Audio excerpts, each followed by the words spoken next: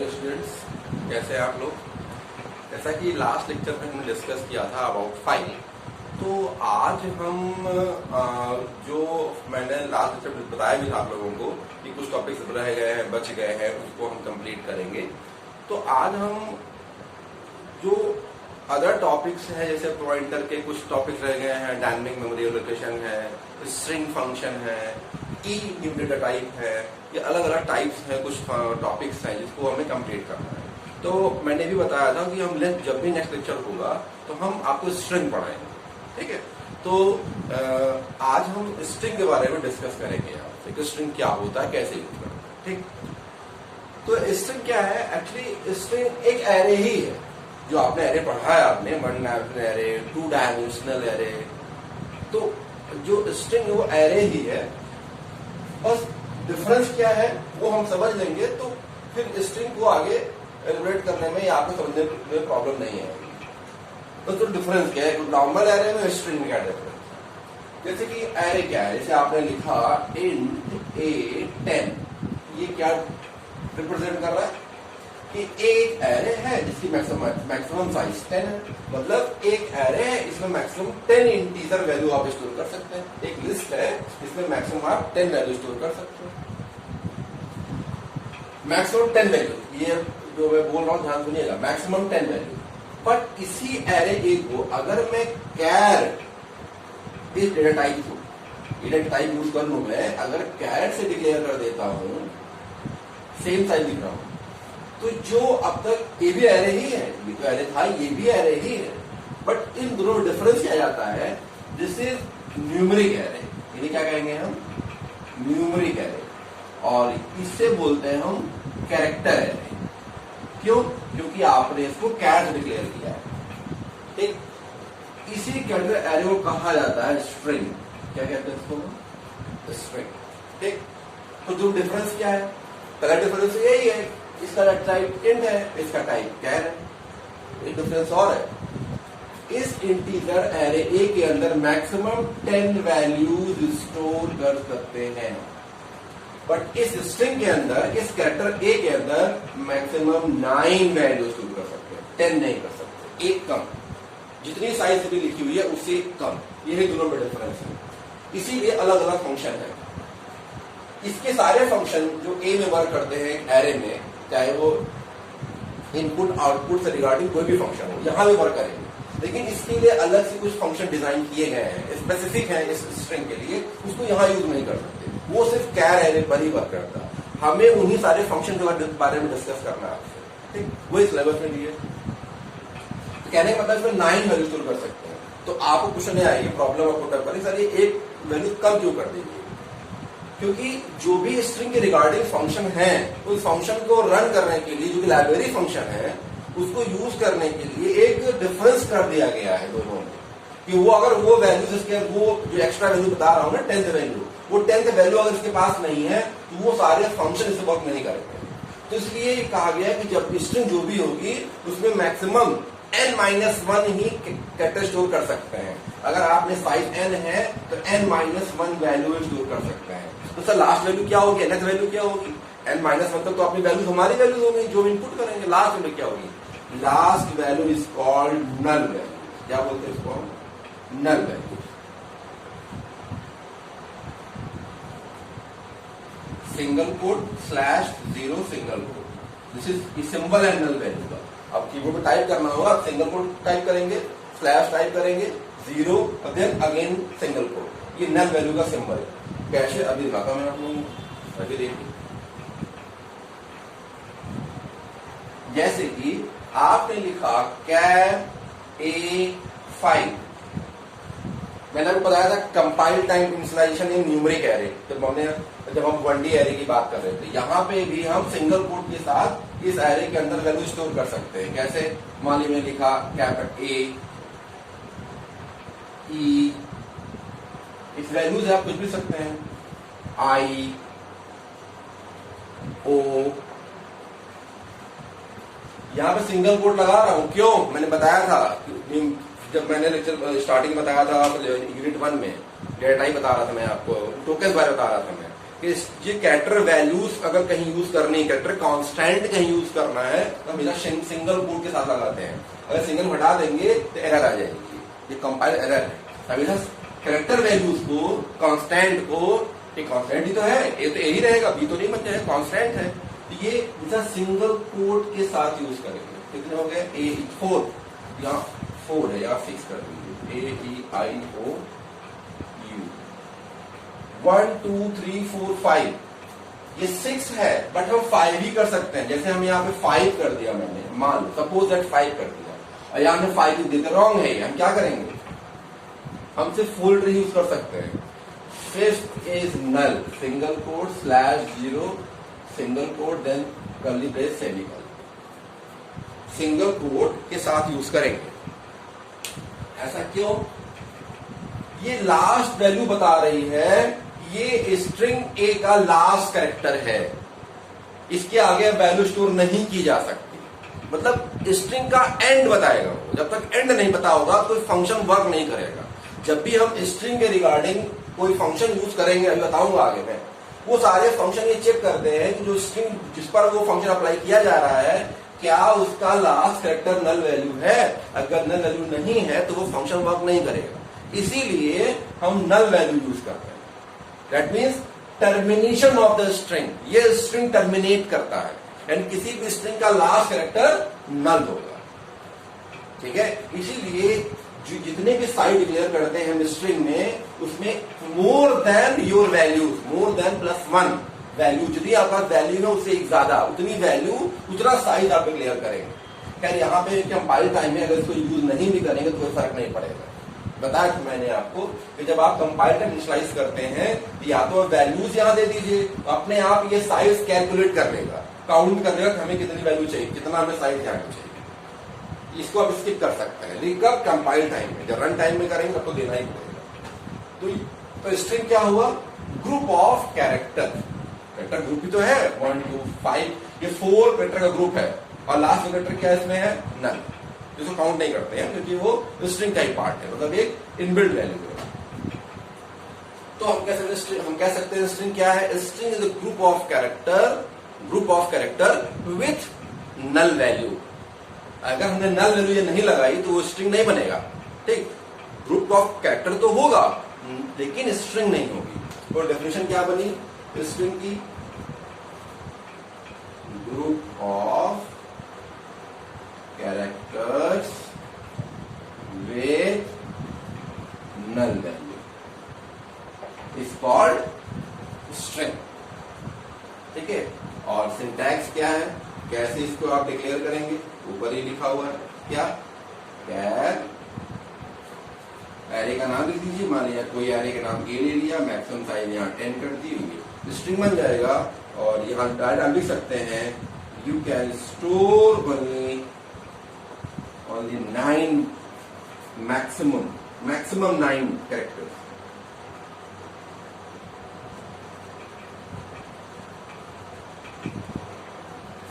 इसमें आप maximum 9 character store कर सकते हैं। ठीक, तो ये एक इंट्रोडक्शन हो गया कि स्ट्रिंग क्या होती है। ठीक, अब हम आगे डिस्कस करेंगे कि इस एरे में कैसे आप इनपुट और आउटपुट, जो इनपुट फंक्शन है, इनपुट कैसे वर्क करेंगे, आउटपुट एग्जीक्यूट करेंगे। ठीक, तो चाहे इसका स्क्रीनशॉट ले लीजिए, उसके आगे हम फिर इसको रब करके हम आगे बताएंगे।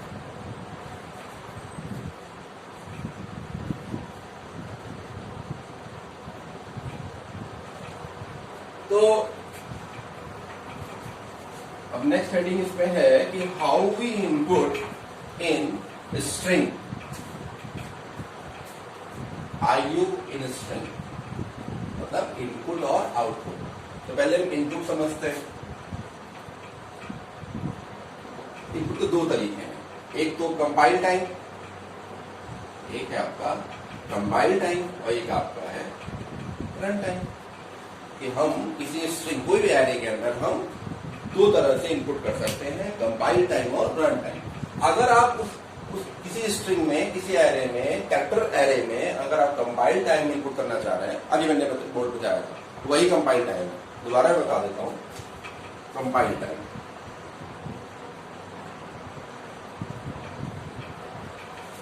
कैर ए, आप ब्लैंक कर सकते हैं और जो भी आपका कैरेक्टर हो, जैसे हम कॉलेज का नाम लिख दें ए आई एम टी और यहां लिख दिया मैंने नल वैल्यू और कर लीजिए सेमीकोलन।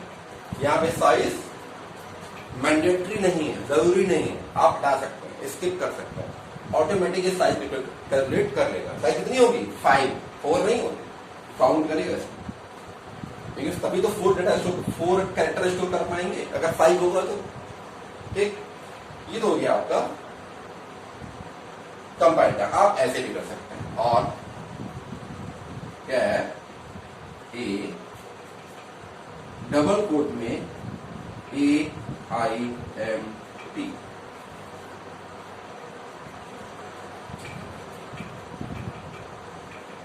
इसकी साइज 4 ही आएगी, इसकी साइज 4 होगी कि आपको 4 का स्टोर किया हुआ है। लेकिन डिक्लेयर करेंगे तो मैक्सिमम 5 आपको डिक्लेयर करना पड़ेगा। लेकिन साइज आप कैलकुलेट करेंगे, अगर साइज ऑफ लगा दो मैं यहाँ पे कि इसका साइज क्या है, तो 4 ही होगा, क्योंकि कैरेक्टर आपका 4 ही है। 5 तो नल वैल्यू है ना, वो तो स्ट्रिंग का पार्ट है। आप सिंगल कोट में चाहें और यही मैंने आपको बताया था में स्ट्रिंग को डिक्लेयर डबल कोट से किया जाता है। अगर आप कर्ली ब्रेस के साथ लगेंगे, दोनों एक ही तरीका है, चाहे आप इसको यूज करिए चाहे यूज करिए, बोथ आर सेम, डिफरेंट नहीं है। यहाँ पे नल वैल्यू मैंडेटरी लगाना जरूरी है, यहाँ ऑटोमेटिक नल वैल्यू ऐड हो जाती है, आपको लगाना नहीं पड़ेगा। तो डबल कोट AIMT तो ऑटोमेटिक नल वैल्यूज में ऐड हो जाएगी। तो यहाँ पे जब अलग अलग कैरेक्टर वैल्यूज कांस्टेंट को आप खुद मैन्युअली दे रहे हैं तो नल वैल्यू बतानी पड़ेगी आप। लेकिन डबल कोट इनिशियलाइज कर रहे हैं, ये तरीका यूज कर रहे हैं इनिशियलाइज करने का, तो आपको नल वैल्यू देने की जरूरत नहीं। इन दोनों में आप कोई भी तरीका यूज कर सकते हैं, लेकिन कब कंपाइल टाइम, मतलब पहले से वैल्यू पता होगा आपको कि हमारे पास कौन सी वैल्यू है जो एरे के अंदर स्टोर कर। ठीक है, नोट डाउन कर लीजिए, स्क्रीनशॉट ले लीजिए। अब हम बात करते हैं रन टाइम की, कैसे हम किसी भी स्ट्रिंग में रन टाइम में कैसे वैल्यू स्टोर करते हैं।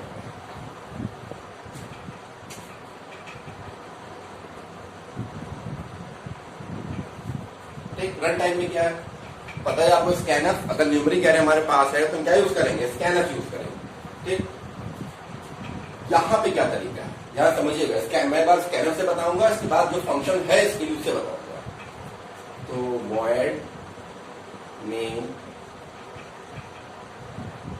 कैर ए 10, मैक्सिमम 9 कर सकते हैं, 10 है ना तो 9 कर सकते हैं। printf enter the string, आप वही तरीका यूज करिए जो आप एरे में यूज करते थे। एरे मतलब लूप लगाना पड़ेगा, फॉर लूप। तो यहां पे एक इंट वेरिएबल ले लीजिए, इंट आई, क्योंकि आपको लूप लगाना है, स्ट्रिंग इनपुट करनी है जैसे वहां करते थे। अगर यहाँ इंट ए लिखा होता तो क्या करते आप, वही यहां करिए, i = 0, आई लेस, मान लिया साइज 10 है, मान 9 ले लिया मैंने, i less than 9, i plus plus। क्यों? क्योंकि मैक्सिमम हम 9 वैल्यू स्टोर कर सकते हैं, इसलिए यहाँ पे 9 यूज कर रहा हूं। ठीक, और वहां पे क्या यूज करते हैं, स्कैनर। रन टाइम में स्कैनर %c लगाएंगे, वहां पे d लगाते थे क्योंकि यहाँ इंट था, यहाँ पे क्या है तो %c लगाएंगे। एड्रेस ऑफ वही तरीका यूज करेंगे, चेंज नहीं करेंगे। ये इनपुट कर लिया, सेम वही है, बस जहां इंट था वहां क्या लगा दिया, जहां %d था वहां c लगा दिया, बस कोई डिफरेंस नहीं। बस इतना डिफरेंस है कि उस अगर इंट लगा होता तो मैक्सिमम आप 10 वैल्यू स्टोर कर सकते थे, लेकिन यहाँ पे कैर लगा है तो मैक्सिमम 9, क्योंकि लास्ट वाली क्या जाएगी, वो नल वैल्यू ऐड होनी चाहिए। ठीक, जरूर करिए इसको।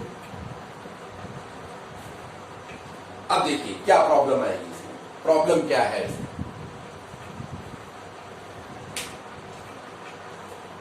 लाइट क्या प्रॉब्लम आएगी, देखिए अगर 9 लेटर मैं यहां पे लिख रहा हूं, सपोज इनपुट कर रहे हम, मैंने लिखा AIMT 5 हो गया, 1 2 3 4 स्पेस करेंगे, मैंने लिखा हमने AIMT 1 2 3 4 5 6 7 8 9, मैंने AIMT लिख रहा हूं। 1 2 3 4 5 6 7 8 9 9 स्पेस भी काउंट होगा, स्पेस भी कैरेक्टर है, स्पेस काउंट होगा 1 2 3 4 5 6 7 8 9 9 और 9 कर सकते हैं। अब बढ़ा चाहते हैं आप बढ़ा दीजिए इसमें कि तो हमें 9 है NOW 12 चाहिए, यहाँ कर दीजिए 13, 20 सीधे ले लीजिए और मैक्सिमम आप 13 कर सकते, मतलब आप 19 कर सकते हैं।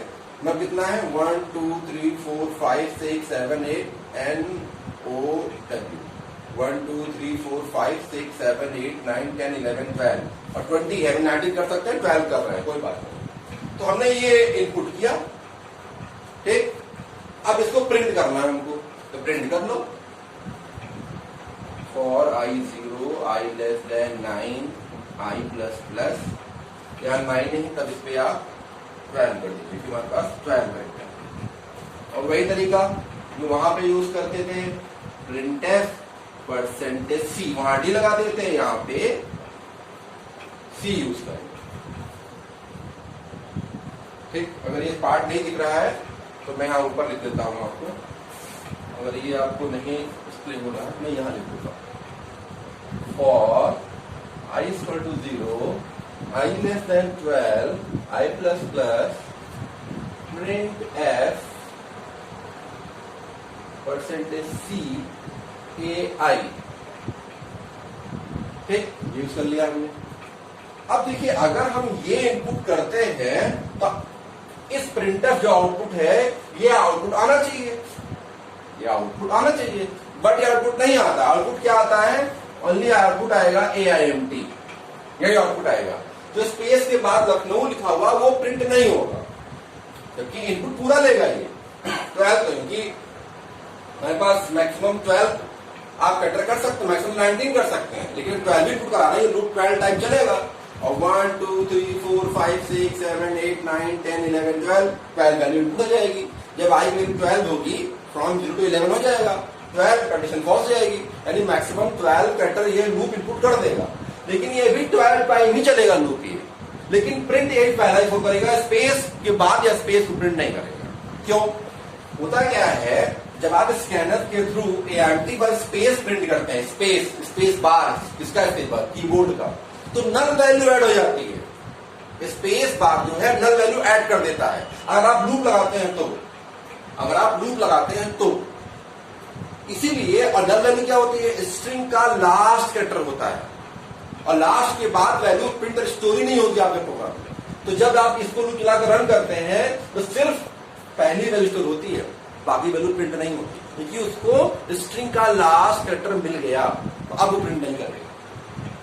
मतलब क्या कहने का, कि अगर आप मल्टी वर्ड यूज कर रहे हैं, कोई सेंटेंस यूज कर रहे हैं, कोई सेंटेंस यूज कर रहे हैं, राम गोस टू स्कूल, अलग अलग मल्टी वर्ड यूज कर रहे हैं, तो आप ये कोड यूज नहीं करेंगे। अगर सिंगल वर्ड है, सिर्फ AIMT, या मैं इस पे हटा दूं, स्पेस हटा दूं, डायरेक्ट लिखिए आप AIMT Lucknow without any space, तब पूरा प्रिंट करेगा, तब ये पूरा वैल्यू प्रिंट करेगा।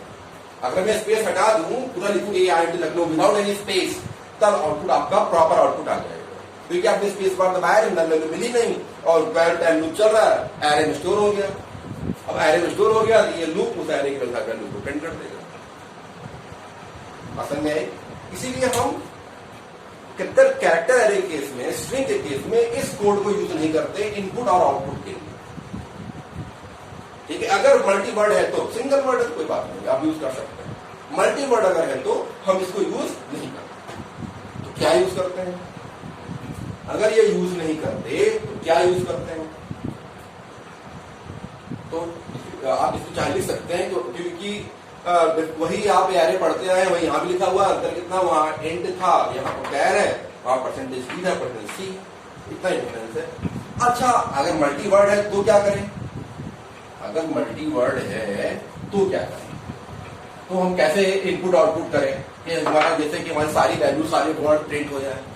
कुछ नहीं करना है, एंटर द स्ट्रिंग। हमारे पास एक इनबिल्ट फंक्शन है गेट्स, ये बता चुका हूं मैं आपको, फाइल में बताया था और पहले बता चुका हूं। तो स्ट्रिंग इनपुट करनी है, गेट फंक्शन है, यही बता रहा था, मैं कह रहा था आपसे, स्ट्रिंग में कुछ फंक्शंस होते हैं तो सिर्फ स्ट्रिंग पर ही वर्क करते हैं, न्यूमेरिक एरे पर वर्क नहीं करेंगे। इंट ए एरे हमने बनाया है, न्यूमेरिक एरे, तो वहां पे वर्क नहीं करेगा, ये सिर्फ कैर एरे स्ट्रिंग पे वर्क करेगा। गेट्स ए। अब आप 19 मैक्सिमम 19 एनी चाहे स्पेस हो चाहे स्पेस ना हो तो सबको मैनेज करेगा। कौन मैनेज करेगा? गेट्स। क्लियर है? ये गेट फंक्शन को मैक्सिमम 19 चाहे आप स्पेस दीजिए चाहे स्पेस मत दीजिए, ये स्टोर करेगा। और इसको प्रिंट भी कर दीजिए, printer the string is sentences जो इनपुट किया आपने, प्रिंट कैसे करेंगे? पुट्स। तो गेट्स एंड पुट्स दो फंक्शन हैं जिनको यूज करके आप स्ट्रिंग में इनपुट और आउटपुट कर सकते हैं। गेट्स क्या है हमारा? एक इनपुट फंक्शन है, और पुट्स क्या है हमारा? एक आउटपुट फंक्शन। तो गेट्स के थ्रू स्ट्रिंग में इनपुट किया जाता है और पुट्स के थ्रू मॉनिटर पर प्रिंट किया जाता है। सिंपल सा सिंटैक्स है। Gets of name of the array, सिर्फ एरे का नाम पास कर दीजिए बस, कोई परसेंटेज डी नहीं, परसेंटेज सी नहीं, ना कोई स्कैनफ ऑपरेटर, कुछ नहीं, सिर्फ एरे पास कर दीजिए। तो ये गेट्स और पुट्स दो नए फंक्शन आपको मिले जो स्ट्रिंग में यूज होते हैं। पहले आपने नहीं सुना, क्या यूज नहीं किया था? Integer array. ये न्यूमेरिक, जब आप कैरेक्टर एरे की बात करते हैं, कैर एरे की बात करते हैं, तभी इसको यूज करना है। ठीक, इसको नोट डाउन करिए।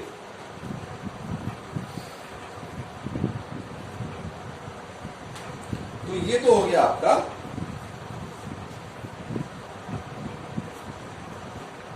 इनपुट और आउटपुट इन स्ट्रिंग। ठीक, एक और तरीका है जहां पुट्स लिखा हुआ है, अब यहां पर लिख सकते हैं printf percentage S A.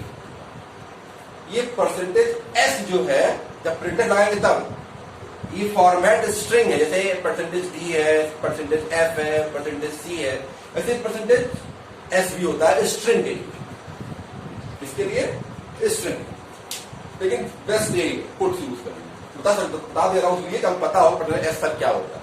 String के लिए हम परसेंटेज एस यूज करते हैं। अब तरीका क्या लिखने का है, दोनों का कोई भी यूज कर सकते हैं, लेकिन बेस्ट यही।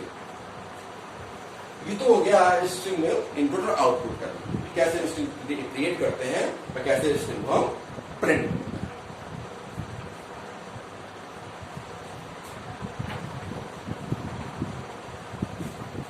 स्क्रीनशॉट से पहले ले लिया करिए, आप लोग रिवर्ट बैक करके और ले लिया। तो आज हमने पढ़ा कैसे स्ट्रिंग इनपुट करते हैं, आउटपुट करते हैं, और क्या इंट्रो पार्ट उसका पढ़ा। नेक्स्ट लेक्चर में हम आपको बताएंगे कि स्ट्रिंग के रिगार्डिंग कौन कौन से फंक्शन हैं जो एग्जाम पॉइंट ऑफ व्यू से इंपॉर्टेंट भी है और आपको पढ़ना भी चाहिए। क्योंकि आगे आपका करियर, जब आप 4th ईयर में जाएंगे तो जो पेपर मिलता है प्लेसमेंट एग्जाम के लिए, वहां भी इससे रिगार्डिंग क्वेश्चन आते हैं बेसिस ऑन इसके फंक्शन बेस्ड।